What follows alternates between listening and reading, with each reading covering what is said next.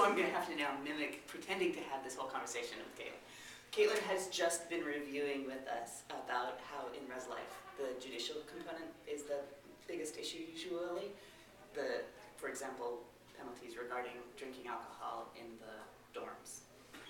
And we were just talking about the fact that it often gets presented in an educational context. Is that a fair summary of that? Well, I was just really interested in the author's reiteration that your lived environment is not just a background in which you live your life. It actually is a factor in indicating your behaviors going forward.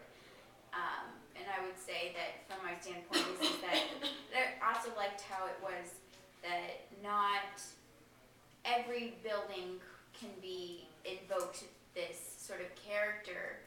It has to be very specifically designed, and it has to be something that elevates and speaks to some sort of self and truth. So to support that notion, we actually have decades of empirical evidence experimenting live, real time with real human beings, kind of not entirely intentionally. But the Chicago projects are probably your most famous example supporting exactly that. Mm-hmm. When we created buildings that were shabby looking? Well, the original intention of the HUD buildings so they were low-income rentals, but when they were designed out of the premier urban philosophies of the day, that we're going to create these tall structures of dense dwelling, but it's going to be surrounded by greenery. This all sounds good so far. Dense dwelling, greenery, this sounds great. But what they actually ended up doing was creating this barrier between any sort of outside public forces of, being able to watch and everything else, and then these interior buildings, and so they became more like tenements with this prison green zone, with a compromised visibility. And so, but the project on paper, in its theorized design, actually won awards. I know, and that's the beautiful irony of it, is that the semiotics can be read, science can be read in multiple different ways, and we go in expecting it to be read, green space park, what are those things used for?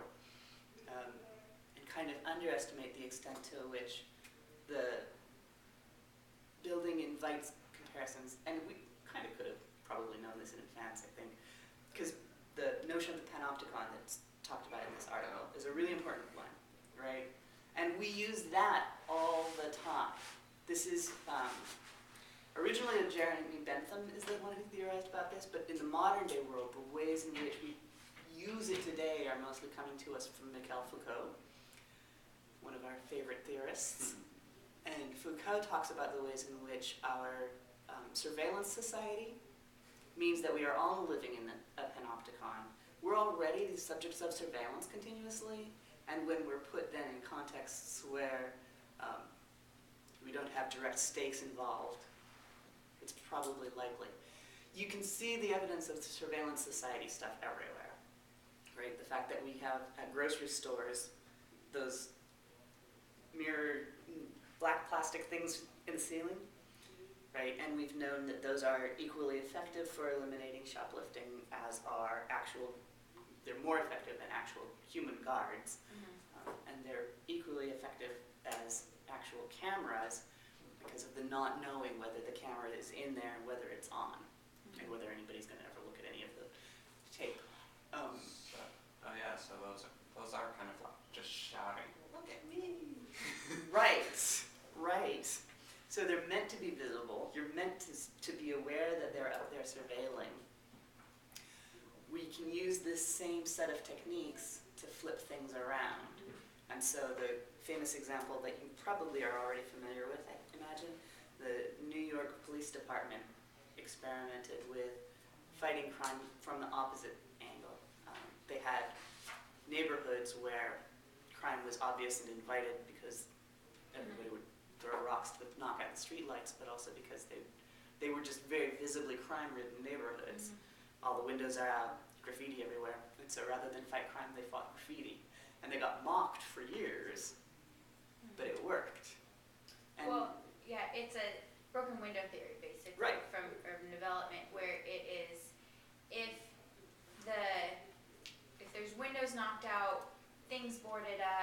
not proper lighting. In general, you're going to interpret all of those sort of signals towards you as being a low security, high crime, that this is somewhere where, like, that nobody's going to be looking at you or judging your actions. Your actions can go unnoticed.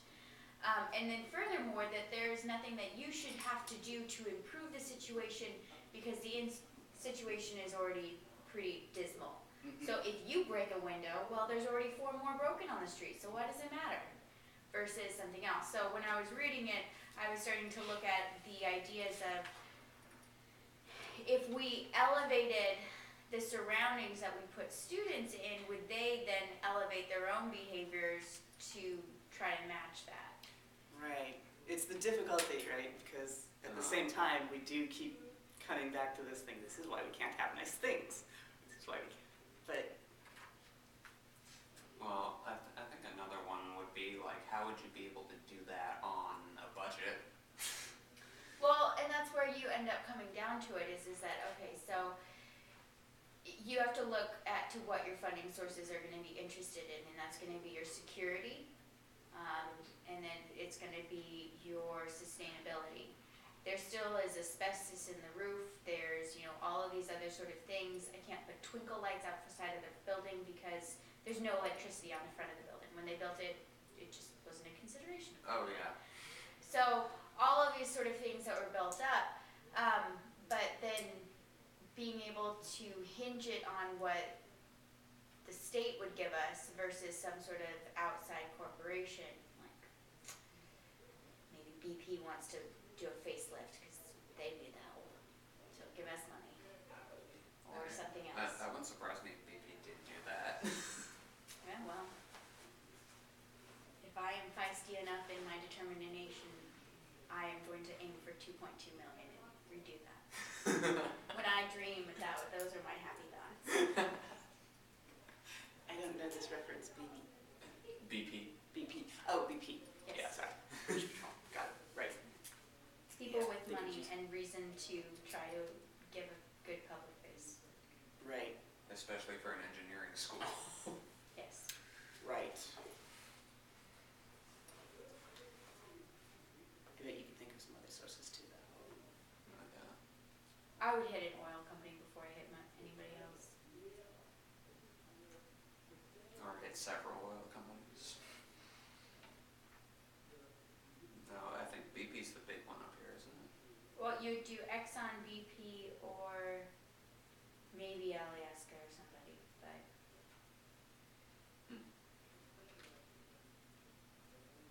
as long as like big funders who would be able to dole out money for things that, yeah. Yeah. Well, as fun as that is. Hey, new housing would be awesome. Oh yeah. No, I agree that new housing would be awesome, but like I turned the discussion to economics and now it's kind of gone back down. No, actually, it's all relevant. The other ways in which we see semiotics, of course, it doesn't need to be our literal living space, our virtual living space, just as much as subject to these symbolic interaction architecture concerns. There is an architecture to virtual worlds as we experience them, and we actually usually, we were talking about how the technology layers, the old not having outlets out front.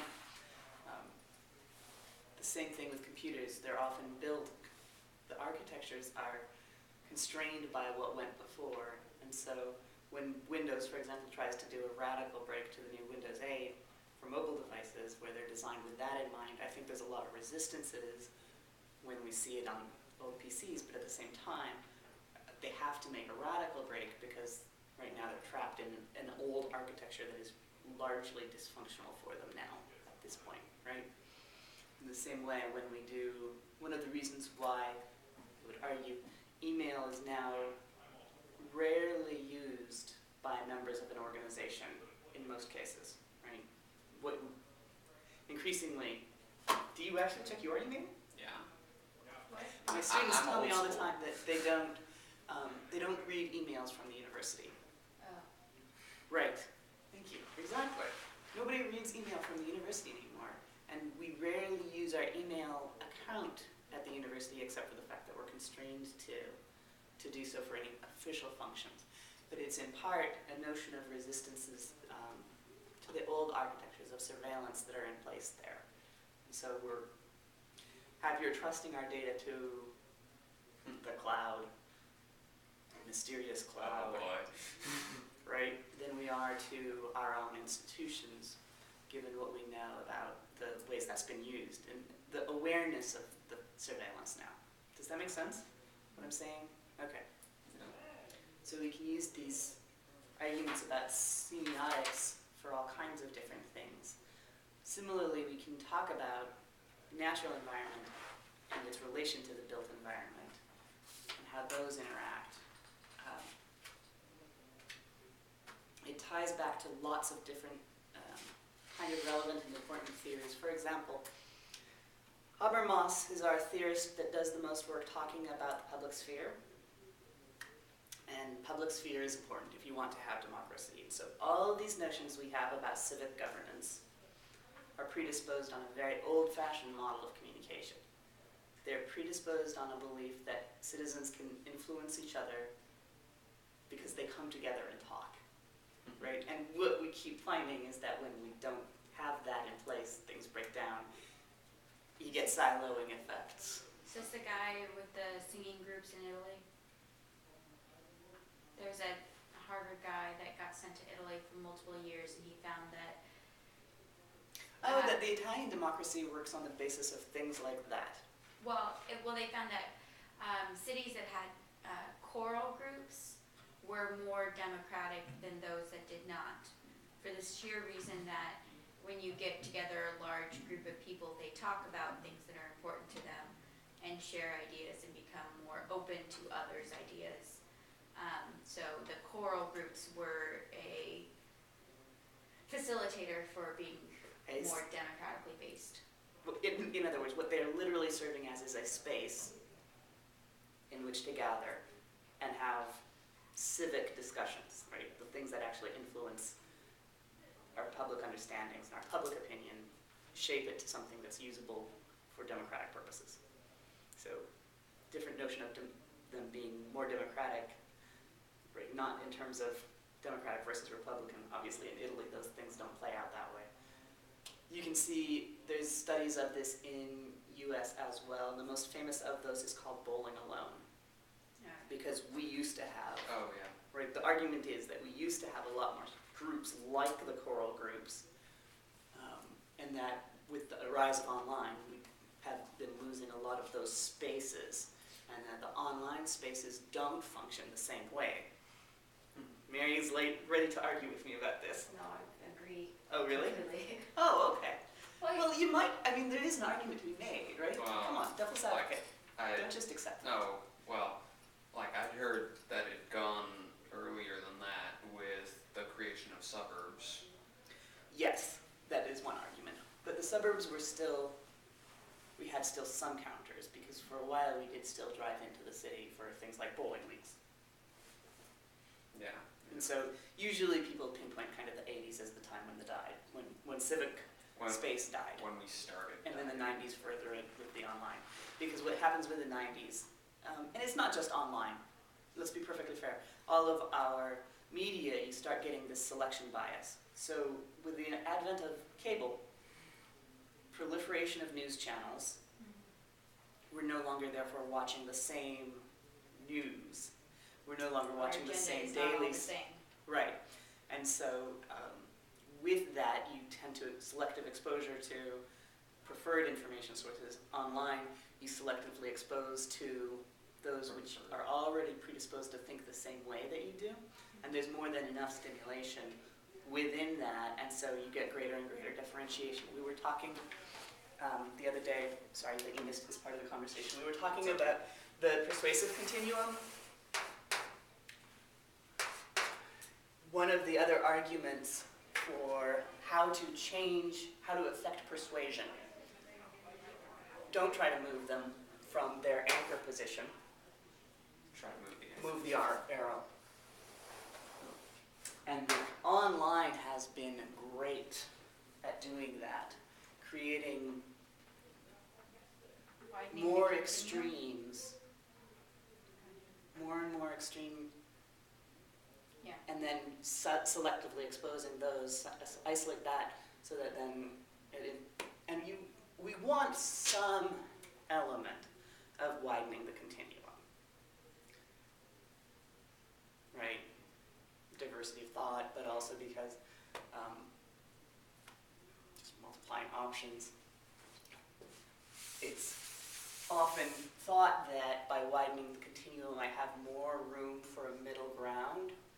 We know that it's easiest to persuade people towards something that can position itself as middle of the road. If you lay out 3 options for people, what's the one that's likely to get picked? This is in contrast to primacy effect and recency effect with speeches where what they remember, but if you give them 3 options for restaurant, for example, do you want to go to Gallows, Miguel's, or Taco King? The one they're most familiar with. Well, yes, if they're familiar. But if they're not familiar with any, they're likely to go with the middle option, right? Oh, the one that's presented is the middle. Right, exactly. Really? Oftentimes. It's interesting because when you give speeches, they always tell you to go at the first or at the last because everything in the middle gets forgotten. Exactly. And so in memory, right, the things that are most recent are the most powerful. Things that came first are likely to have a greater impact. Mm-hmm. The difference is long versus short term of effect. Mm. If I'm looking for immediate motivation, nobody's going to think tomorrow about what tonight's dinner decision was, unless something goes badly wrong. Mm-hmm. And so I can prime people in different ways. I'm actually deliberately short-circuiting the memory and deliberation processes. I mean, I'm not deliberately, but the effect of it is to short-circuit some of those memory and deliberation procedures. And a lot of semiotics is good at kind of helping us recognize that, because how will we recognize the middle position? Well, we construct that middle position, or we construct the middleness of that middle position in order to achieve persuasion.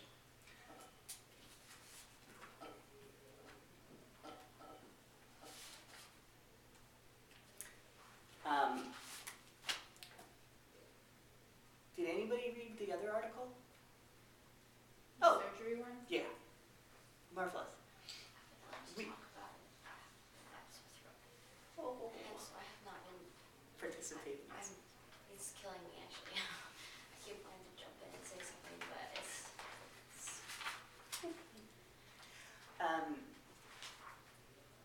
One of the things I like about semiotics, I think I started out by saying, is that I do like the way in which they're able to link very micro processes to understand these kinds of big picture issues. And this is about as micro as you can get. You know, we're talking about fractions of gestures, fractions of seconds, in which to decide whether it's a violation of expectations, whether it's a disturbance, or whether it's going as expected, and to be able to correct for it. There's a lot of talk about repair work, and I hope that everybody is familiar enough with the notion of conversational repair to follow that, and then apply it to nonverbals. Okay, let me back up and not make that assumption. What is conversational repair? It sounds like getting onto the same page, almost, or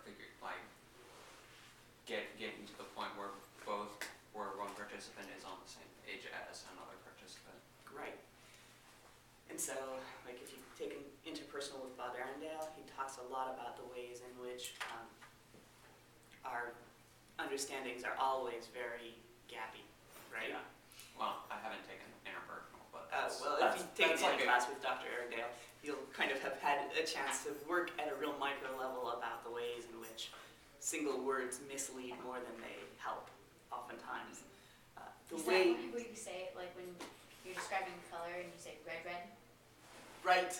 Do you do that? Yeah. Doesn't Wait, everybody? where are you from? what, like, Here? Born and raised always here? I just thought it was like a thing when you wanted to if I wanted to say it was like fire engine red, but I don't say fire engine, I would say it's red red.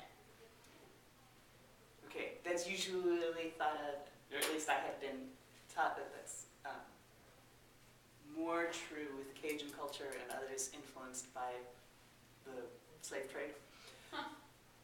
I would be surprised to find that here. Usually what I find with Alaskans is when you need to differentiate, and I could be very wrong about this.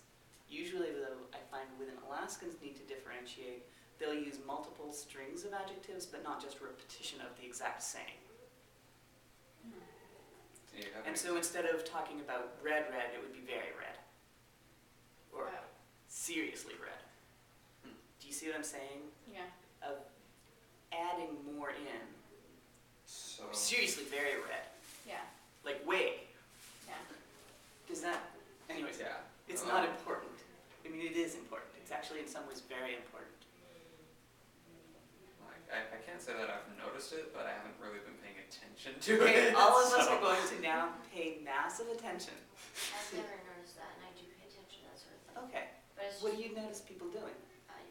usually they'll put like, they'll say like sky blue or something, they don't, Okay, it's not. and so a They remember their more precise Coriolis. descriptor. Oh, that's interesting, yeah. Maybe it is the influence of media effects.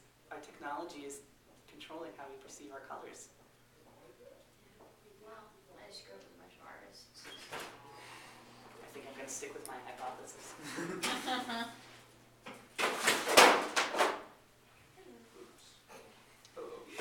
A dramatic arrival. Sorry. We had just begun talking about this, the surgical work article, and talking about conversational repair, how it makes sense then to talk about nonverbal repair in the same set of ways. And so conversational repair is in some ways unusual, i.e. it's a marked moment in ongoing discourse, but it's something that we do kind of constantly because other people are constantly off track from us. So conversational repair is not thought of as a negative. It's not thought of as conversation being broken, it's thought of as norm. In the same way, gestural repair is clear, it's ongoing. Now, I did find it a little bit striking.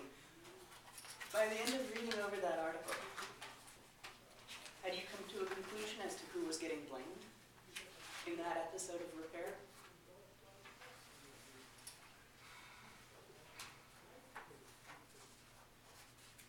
Did you have a thought? You know what? I had that and I don't have it now. Okay. Well, this one, this is the other one, CNN. Let me run an argument for y'all. On page 411, we've gone through most of that third episode that they focused on, and we've talked about how that one got repaired in advance, preemptive repair, right? In which he says, not just specifies what type of scissors, but specifies which hand he wants it in, as though the gesture itself is not making that pretty obvious. And so I would argue to you that that kind of over-repair is one of the ways in which the hierarchy is getting enforced, is getting reconstructed continuously and ongoingly. Notice the way that places blame implicitly on the lowest person on the totem pole again. Yeah. And so this article doesn't talk a lot about the ways in which semiotics is going to then link up to notions of power, but I think you can see the ways in which that kind of repair work is going to have consequences over time and is going to recreate, reconstruct that hierarchy time after time after time after time. Do y'all see what I'm saying? Well, it makes sense. Yeah, well, It makes sense. and it's, in some ways it makes sense. I mean, in some ways it seems absolutely absurd, right, that after the initial repair that indeed presumably might be believed to fix the problem, and where the problem was probably to do with unclarity in directions, Yes, exactly. why should it get blamed? because that's what it always happens. do, yeah. Exactly, Yeah. okay. And so that's what we mean about context sensitive and context renewing. We know what happens in hospitals is the hierarchy is going to fall in this order, and it's context renewing, and this is how, And I can speak from experience with that. oh, I can imagine, And so that's what we're talking about when we say, they say their interest was not so much in categorizing communication failure or case-irrelevant communications, but in describing and analyzing the resources participants themselves use and produce to identify and possibly repair communication failures. It's doing other work as well. Now, our authors of the article are clear about what their interest is. They're coming at this from a really instrumentalist perspective, i.e., I want to know, not to understand, but because I'm interested in preventing medical malpractice. Yeah. Right? And so it's a very instrumentalist, normative approach to this. Semiotics doesn't have to be. And it would have been an interesting article to see what they did with it if they did take a little bit more time talking about the ways in which the background knowledges would have influenced that. Good. Okay. Are there questions about either of our two articles that I can address? What did you like about which one you read? You talked briefly. What did you not like about the one that you read? Which one did you read? The architecture one. Okay. I think that because it strongly stands suit to what I go on to. The only thing I thought was kind of interesting, so they talk about the Portland, Oregon, the municipal building. Yeah. And that it's supposed to be this symbol of like bringing together these vivid colors and everything else like that, but honestly now, I think that at any point in time the architecture will fail. It will no longer communicate exactly the same thing that you wanted it to. And that building is now not considered a sleek, modern. Right. I like it. The building, it also has a giant woman Portlandia on the top of it. I've seen it. Yeah, she's huge. She's like 3 stories tall. She's ginormous. And she's like right up front here. Now that's a proper Fairbanks adjective. Yes. Ginormous. Stacking together other words. Right. And I walk by that building all the time, and I just think that anytime that you start to put things into word, and it was definitely not minimalist. It had a lot of flourishes and flares all over it. But anything that you set down, which I think is so interesting when you compare it to Fairbanks architecture, because the mindset behind it was not that this is going to last forever. It was 1970s, let's put something up, oil money, slap it together. And even now, when we're constructing things that longevity, if you're thinking when they were building churches back in Europe, this church is going to stand for thousands of years. It's going to be here forever. Versus, I think that a lot of our architecture now, when we're interpreting human emotion or anything else, it's the immediacy, it's, single shot sort of thing. And so that transition, I think, is kind of interesting. One of the things I like to do in speech classes is start off by talking about the difference between speaking and writing, and this relates back to public sphere stuff too. One of the important characteristics of speech is that it is immediate, but it's also fleeting. Whereas buildings clearly have trouble being semiotic simultaneously across all of their timelines. Well, actually, I was reading up about the Chapman building. Chapman, the one. Where the math department Yep. teaches. Originally, that was built as the Geophysical Institute. So it is earthquake-proof, and it has a removable roof so that you can observe the stars. That's awesome. That's so cool. Yeah. But like, I mean, it kind of speaks to the practicality that we were going for.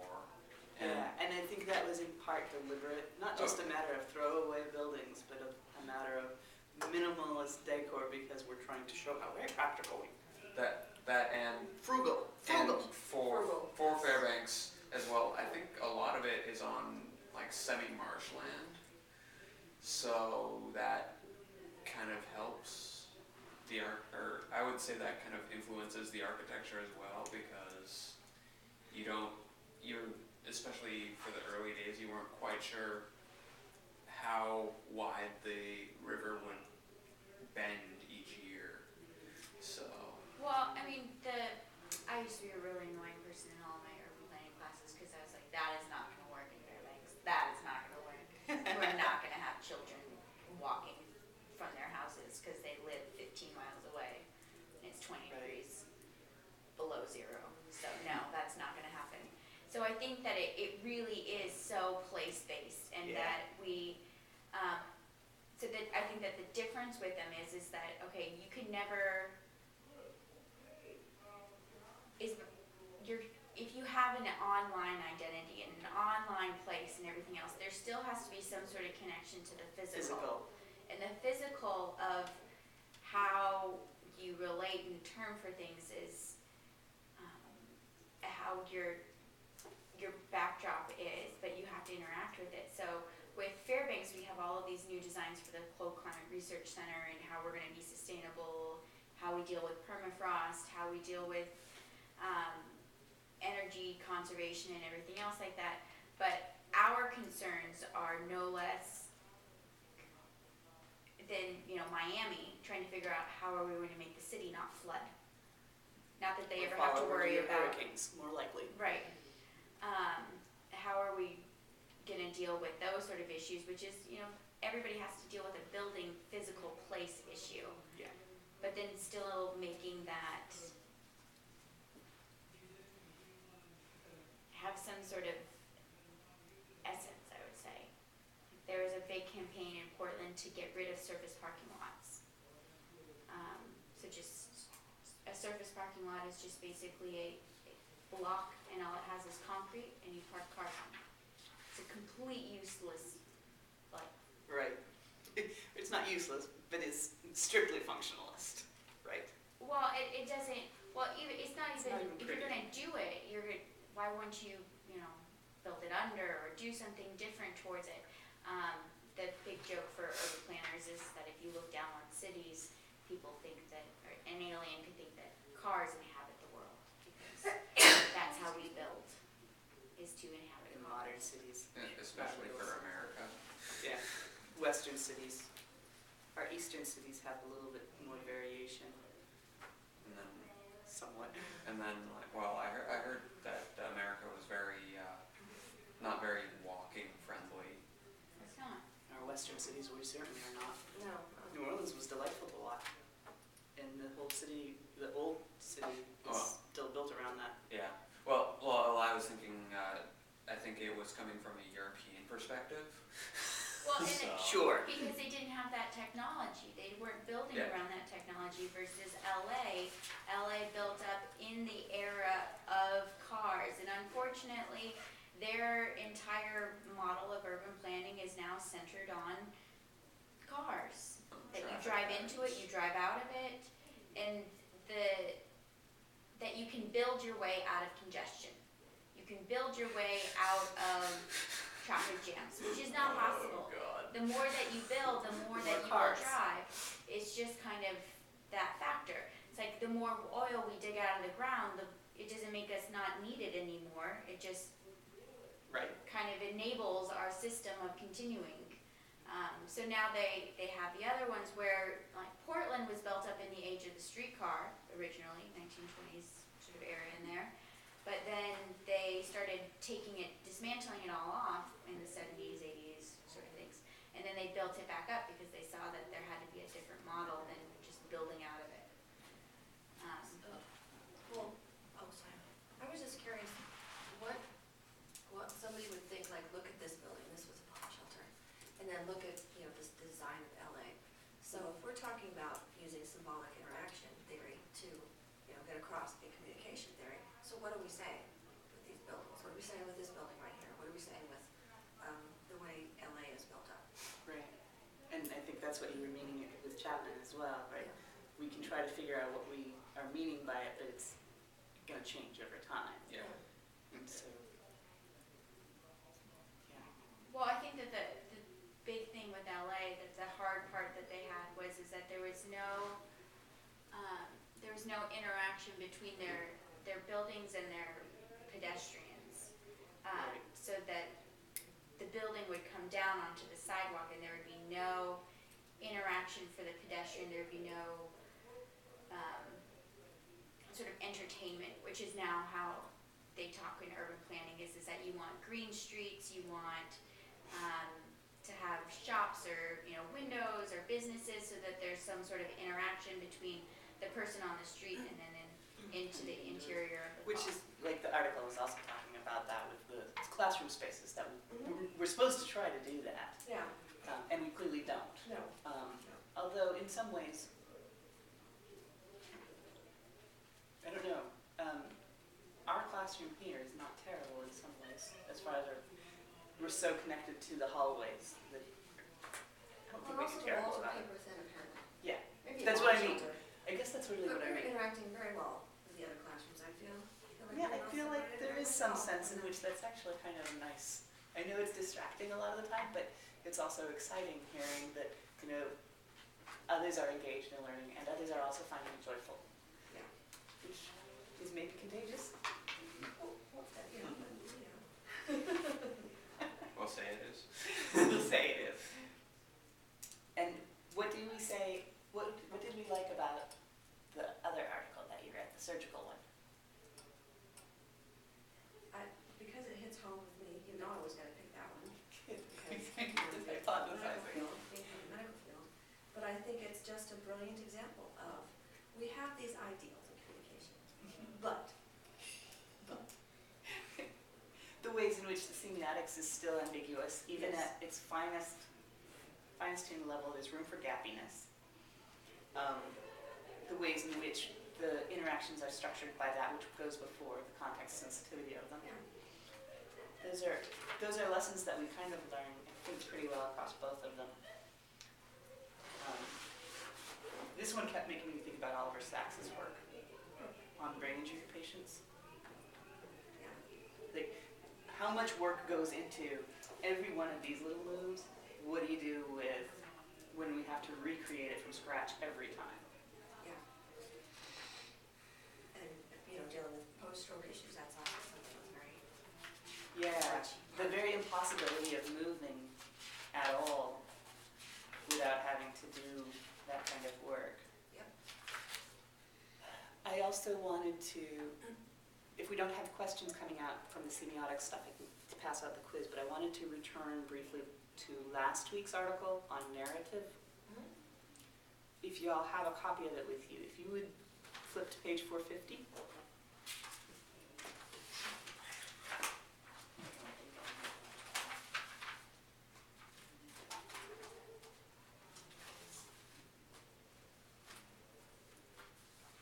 And let you open your PDFs of it. It's a 240. narrative discussion, or was that the letters? That should be table 4. yes, it is. Public, yeah. Parents of select issues, frames, and claims. Right. So, first question on the quiz, I had asked y'all which was the most complex articles, editorials, features, or letters to the editor. And I clearly think letters to the editor are. Features. Really? Right. And so let's talk for a moment about what the heck do we mean by narrative complexity when we try to approach it not from Fisher's perspective of narrative complexity, but from this coding regarding narrative complexity. What is narrative complexity here? That they are purporting to give you measures with a precision of 2 decimal places. Yeah, that's just crazy. Well, it says here, it was constructed by summing and then averaging all possible content codes related to issues, frames, and claims. And so you've got 4 issue frames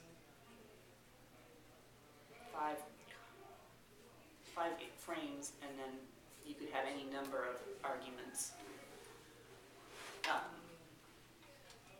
And so the reason why they focused on one of our authors' arguments as to why it's worth spending some time focusing on letters is that they are in fact the least complex of the forms. I thought he was arguing in the reverse way, is that because they were introducing arguments that were not controlled by the larger media in them, and that they had more freedom to layer on different things, and that they were able to not necessarily hold strictly to the facts, but pull in more sort of emotional, ambiguous. So I thought he was trying to say that they had more complexity because they followed down more narratives, because it was not limited to the professionals. Okay, right. Okay, I see where Yes. the confusion's coming in. See, that's what So I'm saying. here's the thing. That is the complexity. The fact that we're talking now about things that are not allowed to be in narrative news, Yeah. mainstream news, Mhm. that isn't meaning that they're more complex of arguments or of more complex writing. Indeed, they do very little layering. What they're doing is they bring in single points of view. They don't worry about trying to have a news hook. They don't have to have a news hook. Unlike any of these other forums, these genres, they don't have to have a news hook. They don't actually worry about arguments and claims very much. Right, they don't have to They have a source things, single really. right, exactly. And they don't usually introduce a whole ton of, that some of them do, but for the most part, they're meant to be really simple. Single issue, single frame. Because they're thought to be more powerful by boiling it down that way. And so, in fact, it's not perhaps surprising that they're the least complex. Now, I'm not sure that that really does mean that that's a good reason to study them, particularly. The more interesting reason to study them is that they can introduce things that are not part of the mainstream agenda, right? And so they give a voice to our fringe, where do our attempts to broaden our continuum come in? Probably from the letters, not from anybody actually working the business. And that can be good, and it also, of course, means that this is where you get your most polarizing voices. Mhm. Oh, yeah, that's true. Well, and then some of the ones that I read that it was that they had, like the one that I did, it was a reframing of the argument. Like it wasn't necessarily let's keep hash. Yeah, I liked that one. Yeah, it was less about having anything to do with the actual argument of climate change, but more than the action of solution. And so I thought that that was kind of an interesting. Plus, the original person who first documented climate change was, I want to say it was from Finland, so he documented it as a good thing. Those bumper stickers that you see around town, Alaskans for climate change. Yeah. Yeah. Exactly. It isn't true, What, that we're being warmer? Sorry. No, that was a really unfair statement of me. It's not true that Alaskans will particularly benefit from climate change. No, probably not. I think a lot of people would. I'm sure we'll eventually figure something out, maybe. Well- But we're going to be going through. I'm hating the permafrost thing. But you know what, we're cyclic. Yeah. We're a cyclic universe, and we're cycling. So Yes. it's no big deal. Well, Big deal is You- imitate homeostasis. You know what, we need to find a different happy place. We need to find a way to take what we have and make that. This was my geological debate last semester, so Yeah. first. Do what? We did ours with global warming and climate change. in geology class? Mhm. Cool. I trust you are not going to argue against global warming. No, For there climate was change. another group that did. Oh, interesting. They had to. It was. Painful for them. Yeah, that's the drawback of doing debates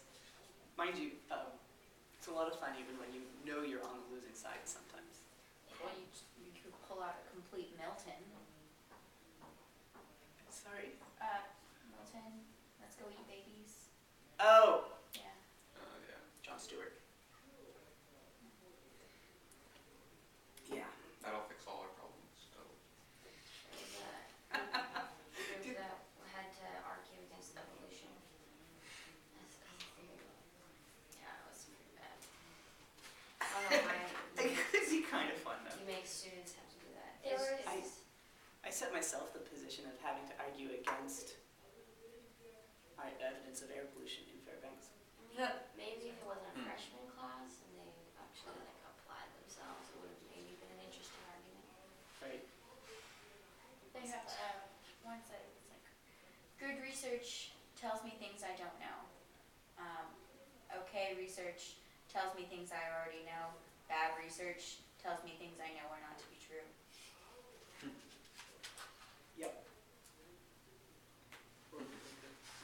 Anyways, I just wanted to make sure that we kind of had all gotten a chance to work through that because it is a really different way of approaching narrative. yeah. And, you know, we've had a couple of folks who said that they liked it a lot better, but in some ways that's counterintuitive. This way of trying to boil down what does a 2.70 mean compared to a 2.19? Yeah. What does it mean that, you know, the most popular news hook is business? You know, instead of just giving me numbers on that, let's talk about what are some examples of how that can work and what it leaves out and limits, you know? Although I did think that was interesting.